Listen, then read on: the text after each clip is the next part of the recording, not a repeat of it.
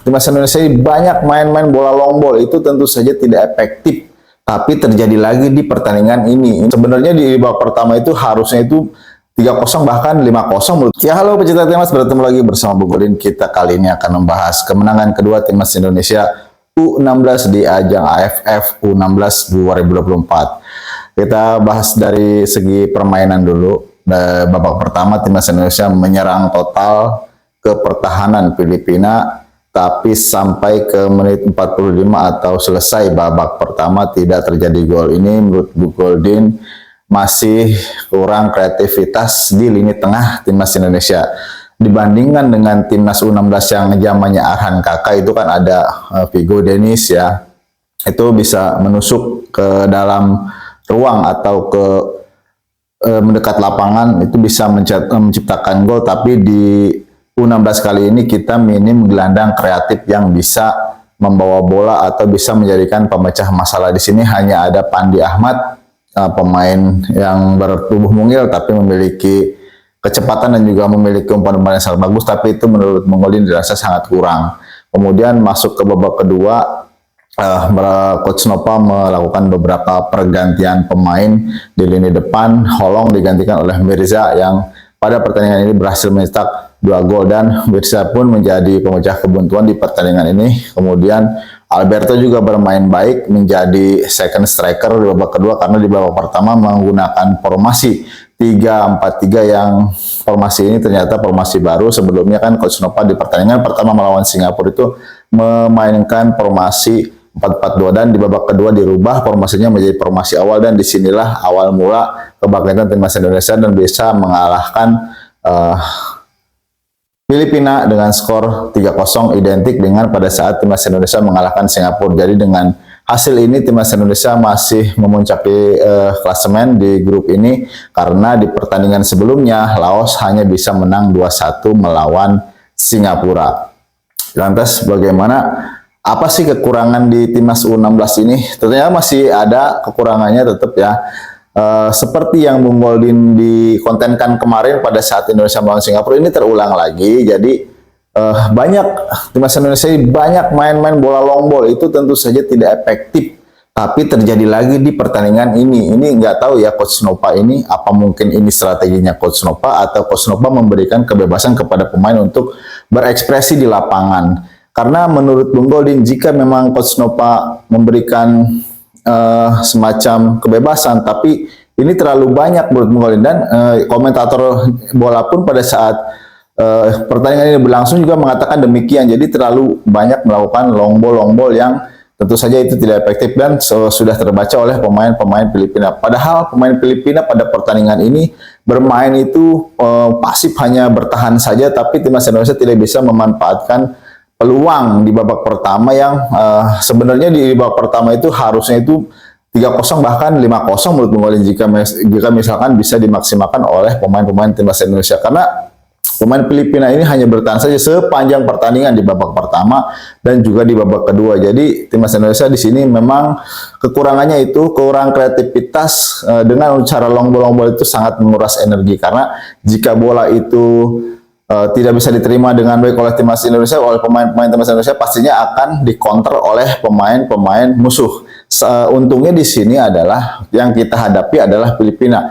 Jika kita nanti berbicara yang kita hadapi Vietnam, bahkan ini kan AFF ini kan U16 ini kan sebenarnya persiapan menuju kualifikasi Piala Asia. Jadi kalau misalkan kita bertemu dengan Jepang atau tim-tim dari Arab, dengan cara bermain seperti ini kita akan habis. Bung Goldin yakin akan habis dengan cara bermainan seperti ini, karena ini sangat tidak efektif.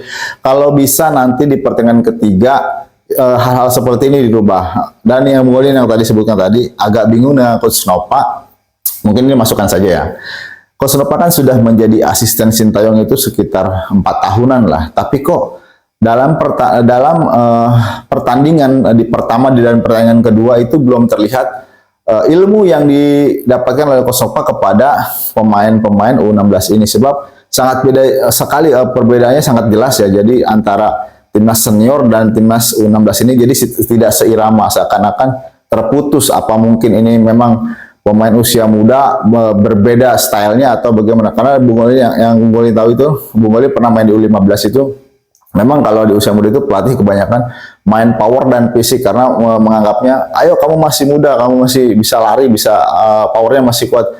Tapi dengan cara seperti ini tidak terlihat jenjangnya atau penularannya kepada pemain-pemain di bawahnya. Jadi seakan-akan seperti terputus apa yang didapatkan oleh Coach Nova saat mendampingi Sintayong itu tidak terlihat di U16 ini menurut Bung Goldin pribadi.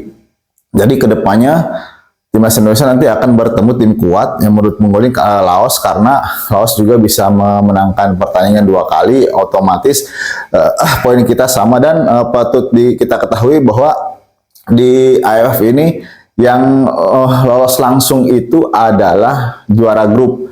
Nanti yang sisanya adalah peringkat 2 terbaik. Jadi Timnas Indonesia mau tidak mau di pertandingan terakhir nanti melawan Laos hari Kamis harus mendapatkan kemenangan untuk mengunci lolos ke babak selanjutnya. Jika Timnas Indonesia nanti gagal, karena Laos ini juga menurut Bung Goldin kuat ya, karena sama-sama meraih hasil 6 poin walaupun memang kalah selisih gol Laos. Jadi harus memenangkan pertandingan di pertandingan terakhir melawan Laos agar Indonesia nanti mampu lolos. Dan Bung Goldin yang singgung tadi, di grup lain itu tidak kalah kuat.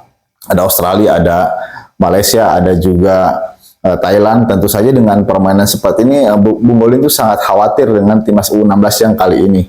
Karena jika kita bandingkan dengan U16-nya kakak itu ya sangat berbeda. Itu yang U16 kakak itu sangat agresif, sangat tajam.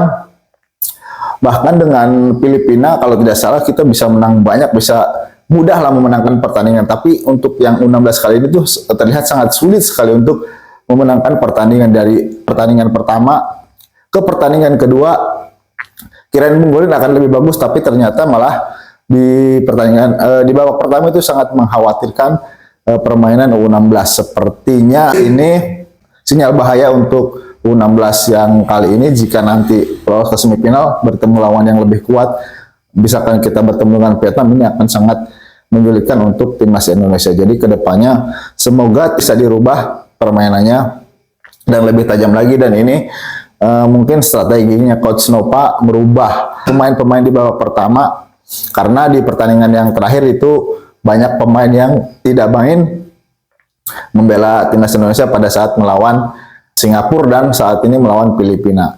Jadi harapan Bung Goldin adalah nanti timnas Indonesia yang U16 ini mampu merubah permainannya, kurangi long ball yang tidak penting, kemudian lebih banyak kreativitas di lini tengah agar bisa menciptakan peluang-peluang di jantung pertahanan musuh. Mungkin dari Bung Goldin kita bertemu lagi di konten-konten selanjutnya. Yang terdekat adalah nanti kita bahas tentang pengundian grup Piala Asia Senior. Jadi sekian dari Bung Goldin, salam timnas Indonesia.